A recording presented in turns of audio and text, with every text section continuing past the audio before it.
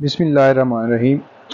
आज का हमारा जो टॉपिक है वो लेजिस्लेचर के ऊपर है, जिसमें हमने सबसे पहले यूएस के लेजिस्लेटिव सिस्टम को डिस्कस किया, जिसमें सबसे पहले हमने सेनेट को डिस्कस किया। अब हम उसका दूसरा पार्ट करने लगे हैं, सेकंड पार्ट करने लगे हैं, जिसको हाउस ऑफ रिप्रेजेंटेटिव बोलते हैं या फिर लोअर हाउस बोलते हैं। पहले लेक्चर में हमने अपर हाउस की बात की, अब हम लोअर हाउस को डिस्कस कर रहे हैं। यूएस हाउस ऑफ रिप्रेजेंटेटिव, इसके 435 मेंबर्स होते हैं, directly elected by the people होते हैं, पॉपुलेशन बेस्ड होते हैं। ये जो पहले सेनेटर्स की तकसीम है वो ये है कि हर स्टेट में से 2 बंदे पकड़े, उन्होंने इलेक्ट किए, इलेक्शंस हुए, डायरेक्टली इलेक्शंस हुए। अब ये जो है रिप्रेजेंटेटिव्स जो हैं ये पॉपुलेशन बेस्ड है। फ़र्ज़ करो कैलिफोर्निया की जो तादाद है वो 10 लाख है लोगों की, तो 1 लाख के लिए एक रिप्रेजेंटेटिव मैं फ़र्ज़ कर लूँ, कंसीडर कर रहा हूँ। और इसके साथ ही न्यूयॉर्क की जो पॉपुलेशन है वो 6 लाख है, तो कैलिफोर्निया से 10 बंदे इलेक्ट होंगे हर तादाद के मुताबिक, क्योंकि वहाँ पे 10 लाख हैं, 1 लाख के लिए एक रिप्रेजेंटेटिव है। तो कैलिफोर्निया के अंदर 10 और न्यूयॉर्क के अंदर 6, क्योंकि वो वहाँ पे 6 लाख हैं। तो ये है इसकी पॉपुलेशन बेस्ड, मतलब ये कि जितनी आवाम होगी उतने रिप्रेजेंटेटिव्स होंगे। ये नहीं होगा कि हर स्टेट के अंदर बराबर की इक्वलिटी होगी या इक्वल रिप्रेजेंटेटिव होंगे हर स्टेट के अंदर, नहीं, ये पॉपुलेशन के ऊपर होंगे। अगर 10 लाख हैं तो 10 फ़र्ज़ करो, अगर 6 लाख हैं तो 6, तो ये पॉपुलेशन बेस्ड है। 435 हाउस के मेंबर्स होते हैं, directly elected by the people. ये इलेक्शन जो हैं पॉपुलेशन बेस्ड होते हैं। इसकी टर्म्स देखते हैं।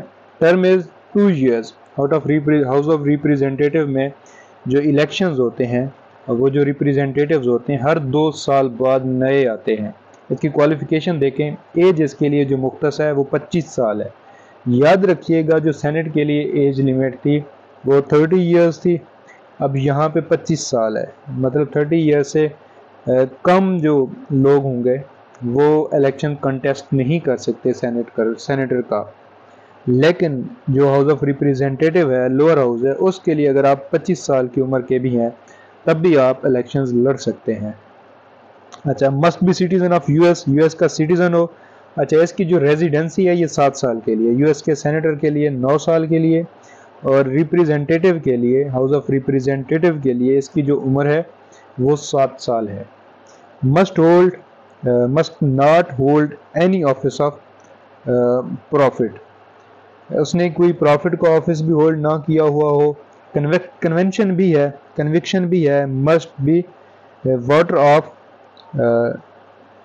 सम district from anywhere he is going to elect, मतलब जिस एरिया से वो इलेक्शन कंटेस्ट कर रहा है तो वहाँ का वो रेजिडेंशियल भी हो, उसकी जो मेंबरशिप है, जो सिटीज़नशिप है उसी एरिया की हो। मैं सादे लफ्ज़ों में इस तरह समझा सकता हूँ कि अगर आप पंजाब के किसी ज़िला की आप डोमिसाइल रखते हो तो आप वहीं से इलेक्शन कंटेस्ट कर सकते हो, ना कि आप फिर बलूचिस्तान में भी जाके करें, कराची में भी जाके करें, केपी में भी जाके करें, जिस तरह पाकिस्तान में होता है। इस तरह नहीं होगा। आपकी पैदाइश, आप जिस ज़िला के शहरी हैं, जिस इलाका के शहरी हैं, आप वहीं पे इलेक्शन कंटेस्ट कर सकते हैं, वरना नहीं कर सकते। ये है convention. Must be voter of same district from where he is going to elect, जहाँ पे वो इलेक्शन लड़ने जा रहा है उसी एरिया का वो सिटीज़न हो, बस ये इसकी लिमिट है।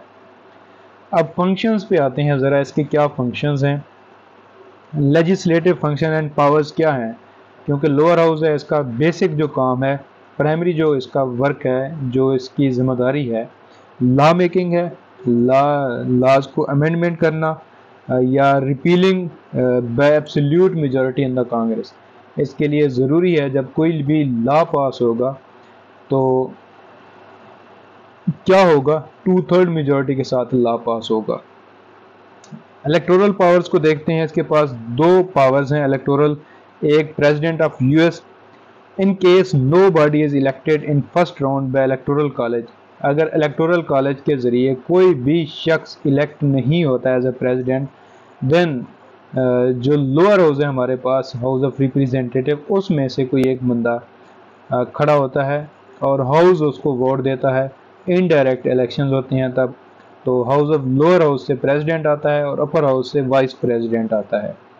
Speaker of house elected by house of representative, जो स्पीकर ऑफ द हाउस है कोई भी होगा, वो भी हाउस ऑफ रिप्रेजेंटेटिव से इलेक्ट होता है और ये एब्सोल्यूट मेजॉरिटी के साथ इलेक्ट होता है, जैसे नैन्सी पेलोसी थी। फाइनेंशियल पावर्स की बात करें तो पर्स ऑफ द नेशन है। फाइनेंस जितने भी बिल होंगे वो ओरिजिनेट होते हैं हाउस ऑफ रिप्रेजेंटेटिव से, लोअर हाउस से, कभी भी वो अपर हाउस से ओरिजिनेट नहीं होते। अच्छा, आगे देखते हैं वॉर, कांग्रेस डिक्लेयर वॉर्स। यहाँ पे हमने बात की कांग्रेस की। कांग्रेस के अंदर बोथ हाउसेज आते हैं, अपर हाउस भी लोअर हाउस भी, तो ये दोनों मिल के वॉर डिक्लेयर भी कर सकते हैं। इम्पीचमेंट की बात करें तो कांग्रेस 2/3 मेजॉरिटी के साथ इम्पीचमेंट कर सकती है किसी भी ऑफिशियल्स की, प्रेसिडेंट की, वाइस प्रेसिडेंट की, जजेस की, कैबिनेट की, जितने भी एग्जीक्यूटिव ऑफिशियल्स हैं उनकी इम्पीचमेंट हो सकती है 2/3 मेजॉरिटी के साथ। अब आते हैं कॉन्स्टिट्यूशन अमेंडमेंट। ये भी कांग्रेस जो है और जो स्टेट होती है रिप्रेजेंटेटिव, तो वो दोनों अमेंडमेंट करती हैं 2/3 मेजॉरिटी के साथ। ये कैसे है? अगर सिंध है, ये एक फेडरेटिंग यूनिट है पाकिस्तान का, और सेंट्रल एक गवर्नमेंट है, फेडरल गवर्नमेंट है सेंटर में, तो अगर सिंध के हवाले से कोई बिल पास हो रहा है तो सबसे पहले सिंध असम्बली में पास होगा, फिर वो जो मेन असम्बली है, नेशनल असम्बली, वहाँ से पास होगा। तो इसी तरह अमेरिका में भी अगर किसी स्टेट के हवाले से कोई लॉ है तो सबसे पहले स्टेट में पास होगा, उसके बाद जो कांग्रेस है उसमें पास होगा। तो इसको हम बोलते हैं constitution amendment process.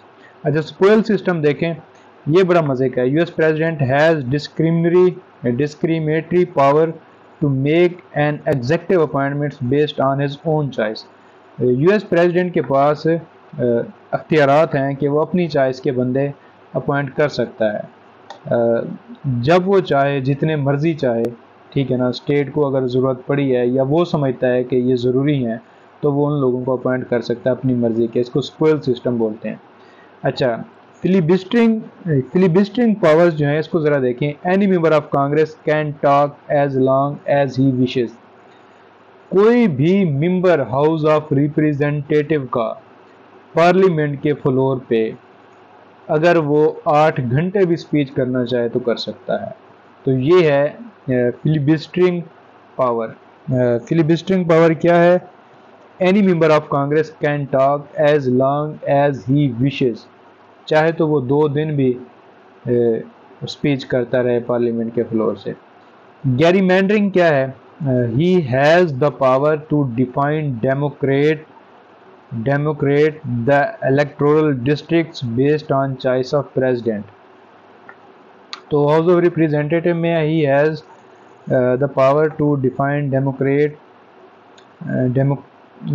The electoral districts based on choice of president.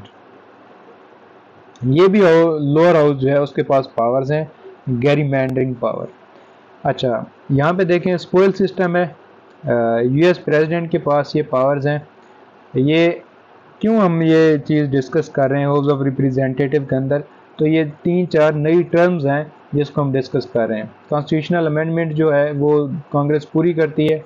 अब स्पोइल सिस्टम ने हमने देखा कि यूएस प्रेसिडेंट के पास ये अख्तियारात हैं, क्योंकि ये एक नई टर्म थी स्पोइल सिस्टम क्या होता है। तो हमने यहाँ पे लिखा है कि प्रेसिडेंट में हम ये चीज़ें लिख सकते हैं। फिलिबस्टरिंग यूएस के पास, प्रेसिडेंट के पास ये पावर है।